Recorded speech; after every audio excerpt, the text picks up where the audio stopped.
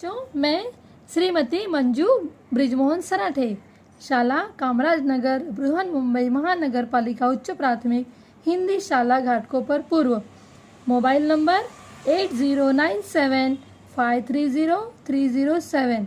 घर पर रहें, सुरक्षित रहें, अपनी पढ़ाई करते रहें। तो बच्चों, इससे पहले हमने वीडियो में विशेषण के बारे में जानकारी प्राप्त की थी। हम थोड़ा सा रिवीजन कर लेते हैं। संज्ञा या सर्वनाम की विशेषता बताने वाले शब्दों को विशेषण कहते हैं। हमने देखा था विशेषण के प्रकार कुल 4 प्रकार हैं। पहला है गुणवाचक विशेषण, संख्यावाचक विशेषण, परिमाणवाचक विशेषण और चौथा है सार्वनामिक या संकेतवाचक विशेषण। तो बच्चों, आज हम गुणवाचक विशेषण के बारे में जानकारी प्राप्त करेंगे।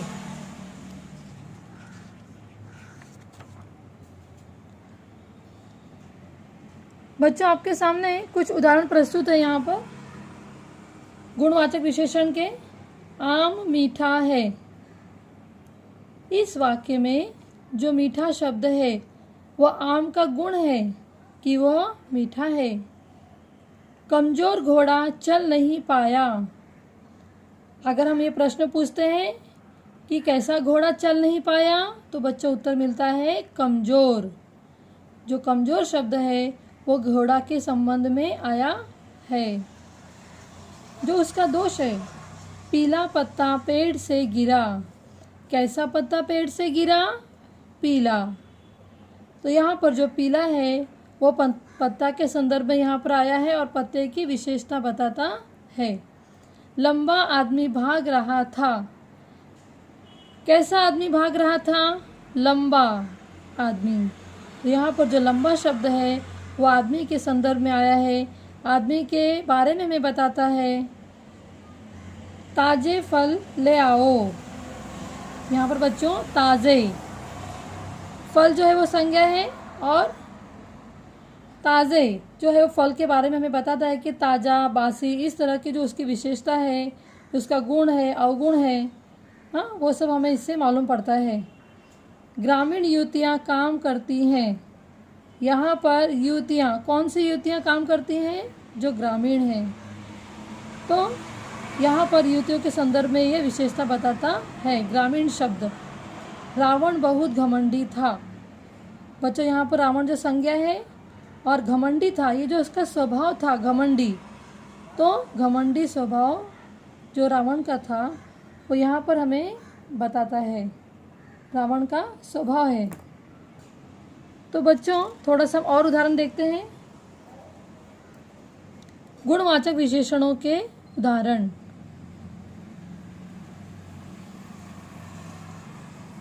अब भाई बच्चों, आप बोलोगे कि गुण यानी कौन कौन से गुण? यदि हम वाक्य पढ़ते समय हमारे सामने अच्छा, सरल, विनम्र, बुद्धिमान, उदार, मेहनती, ये जो सारे गुण आते हैं तो हमें समझ जाना चाहिए कि ये उसकी विशेषता बताते हैं, संज्ञा सर्वनाम की विशेषता बताते हैं। अभी देखेंगे दोष कौन कौन से हैं। आलसी, दुष्ट, बुरा, क्रूर, कठोर, झूठा, पापी। यदि इन शब्दों का उपयोग वाक्य में होता है तो हमें समझ जाना चाहिए कि ये शब्द दोष को दर्शाते हैं और ये विशेषण है। रंग रूप। अभी हम देखते हैं रंग रूप से संबंधित कौन कौन से शब्द हैं जो वाक्यों में आ सकते हैं। गोरा, सुंदर, काला, सांवला, गुलाबी, चमकीला, ये सारे विशेषण हैं जो रंग रूप दर्शाते हैं। स्वाद। मीठा, कड़वा, नमकीन, तीखा, खट्टा, फीका। बच्चों, ये सभी स्वाद से संबंधित विशेषण हैं। ये संबंधित चीज़ों के गुण हमें बताते हैं। अभी जैसे हम देखेंगे कड़वा, करेला कड़वा होता है। अगर हम इस वाक्य को देखें तो उसमें जो कड़वा है वो उसका गुण बता रहा है, ठीक है। स्थान तथा काल से संबंधित शब्द कौन कौन से हैं या कौन कौन से विशेषण हैं?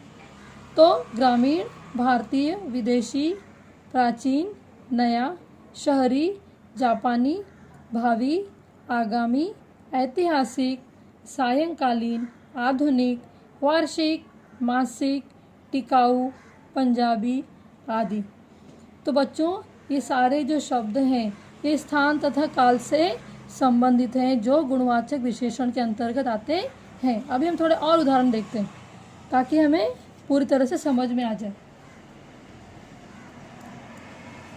देखिए बच्चों, अभी आकार से संबंधित शब्द, बड़ा, छोटा, लंबा, गोलाकार, चपटा, ऊंचा, मोटा, पतला, चौरस, आयताकार आदि।